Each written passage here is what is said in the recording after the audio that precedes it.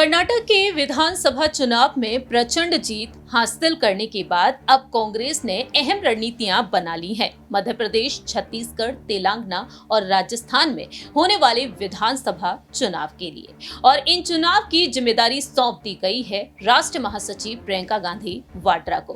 प्रियंका गांधी वाड्रा मध्य प्रदेश में एक्टिव हुई तो वहीं जल्द से जल्द वह छत्तीसगढ़, तेलंगाना और राजस्थान में भी एक्टिव होती हुई देखी जाएंगी।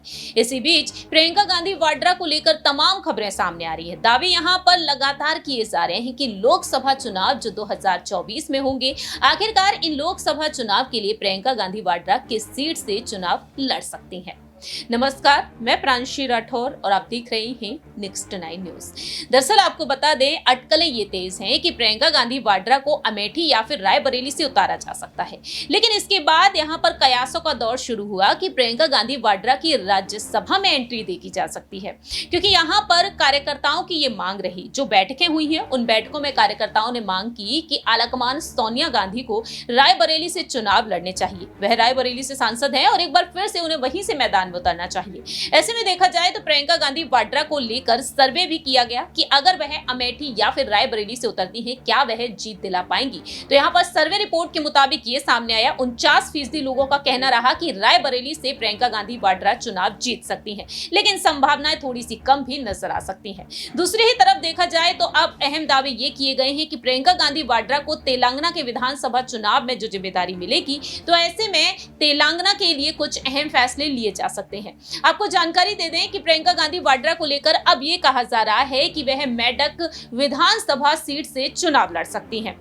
जी हां, कार्यकर्ताओं ने अपील की है। इस बात से इनकार नहीं किया जा सकता कि राज्य कर्नाटक में विधानसभा चुनाव में पार्टी ने जिस तरह से जीत हासिल की, 136 विधानसभा सीटों पर पार्टी ने जीत हासिल की, और दूसरी ही तरफ देखा गया कि अब तेलंगाना कांग्रेस के कदमों में एक उछाल आता हुआ दिखाई दे रहा है।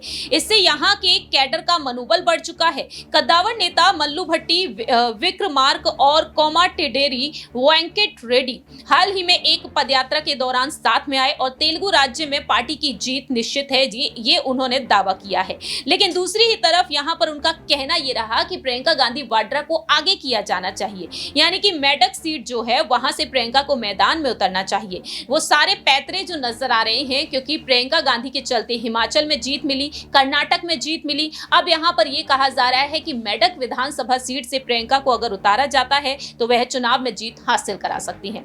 जानकारी दे दें कि उनकी दादी पूर्व पीएम इंदिरा गांधी जी ने 1980 में आम चुनाव के दौरान इस सीट से चुनाव लड़ा। परिणाम काफी ज्यादा शानदार रहा और उस वक्त संयुक्त आंध्र प्रदेश की 42 लोकसभा सीटों में से 41 पर उन्होंने जीत हासिल की। कांग्रेस कार्यकर्ताओं का यह मानना साफ तौर पर रहा है कि प्रियंका गांधी वाड्रा अगर मैदान में उतरती हैं तो अगले साल पार्टी के लिए ऐसा कारनामा वह दोहरा सकती हैं, यानी कि इंदिरा गांधी जी जो मैदान में उतरी थी, उन्होंने पार्टी को जीत दिलाई। अब प्रियंका गांधी वाड्रा को आगे किया जाएगा तो प्रियंका गांधी वाड्रा मेडक विधानसभा सीट से चुनाव लड़ने के लिए अगर आगे की जाती हैं तो वह अपनी दादी की तरह जीत दिला सकती हैं कांग्रेस पार्टी को।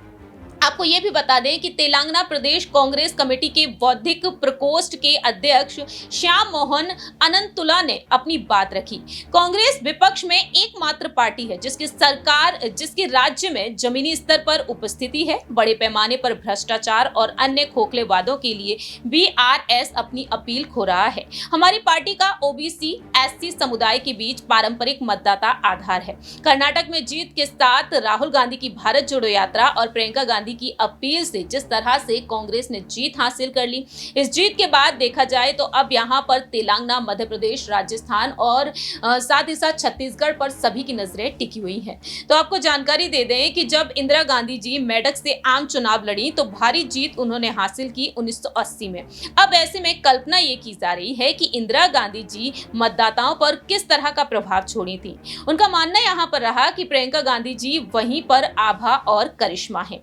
1980 के चुनाव को ध्यान में रखते हुए श्याम मोहन कहते हैं, कांग्रेस नेता मदन मोहन अनंतुला ने इंदिरा गांधी जी को मेडक से चुनाव लड़ाने में महत्वपूर्ण भूमिका निभाई। तेलंगाना प्रजा समिति के संस्थापक अध्यक्ष रहे थे। 1970 में सिद्दीपेट से उपचुनाव लड़ा, जीत हासिल की, वह कांग्रेस में शामिल हो गए।